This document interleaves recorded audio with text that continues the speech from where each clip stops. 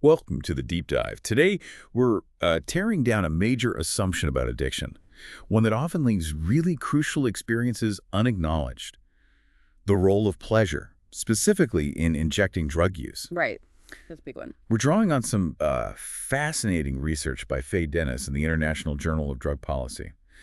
Our mission today is really to reveal why society, particularly in Western contexts, so often seems to erase pleasure from the addiction narrative. Even when it's clearly a profound part of people's lived reality. Exactly. And what's truly fascinating, I think, is how for generations, especially among health practitioners, pleasure has been sort of the great unmentionable regarding illicit drug use. Unmentionable, like it's taboo. Pretty much. It's often viewed as, well, the direct opposite of addiction, as if addictive drug use cannot possibly be pleasurable. Which seems counterintuitive on some level. It does, and this perspective isn't just accidental. It has a long political history.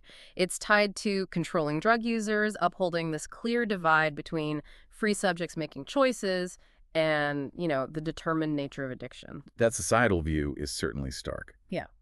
But okay, even if pleasure is unmentionable, how does that directly impact how people actually experience drug use? And, crucially, how practitioners might approach recovery?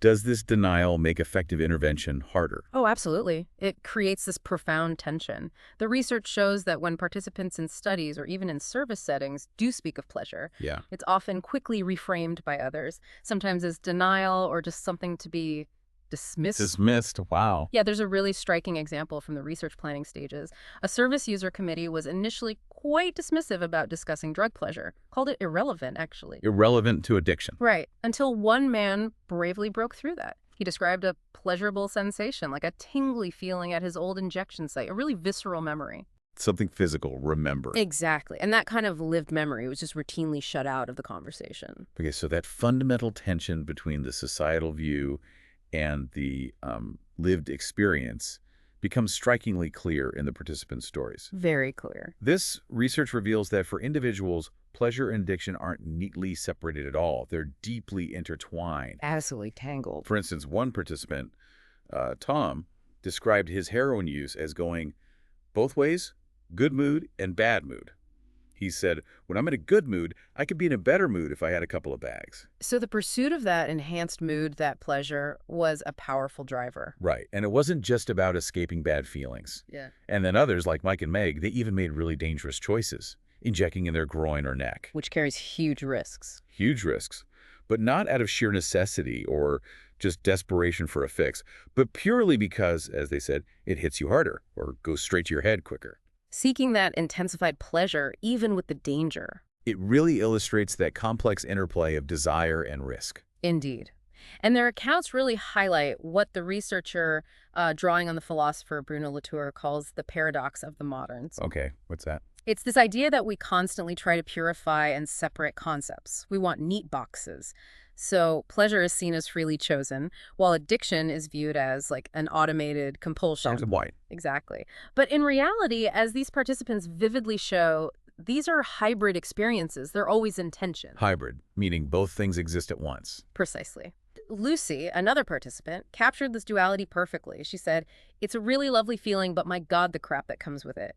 She detailed the intense stress and withdrawals right alongside that initial orgasmic feeling she described. Wow, side by side. And Ajay, similarly, kind of oscillated. He described heroin first using this romantic phrase, golden brown, from a song. But then he abruptly switched, calling it a brown bitch because of all the pain and dependency it brought him. So love and hate, pleasure and pain, all mixed up. They exist in both states simultaneously. It's not one or the other. So, okay, wrapping our heads around this, what does this all mean for you listening? For how we, as a society, think about addiction?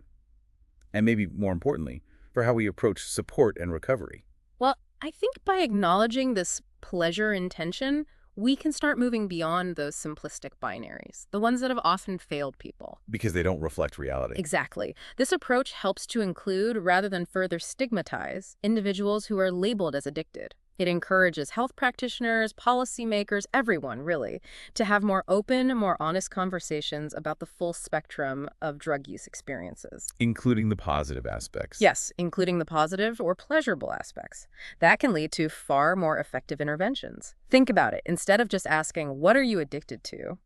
Maybe a practitioner could ask, what do you get from this experience, positive and negative? That opens up a very different kind of conversation.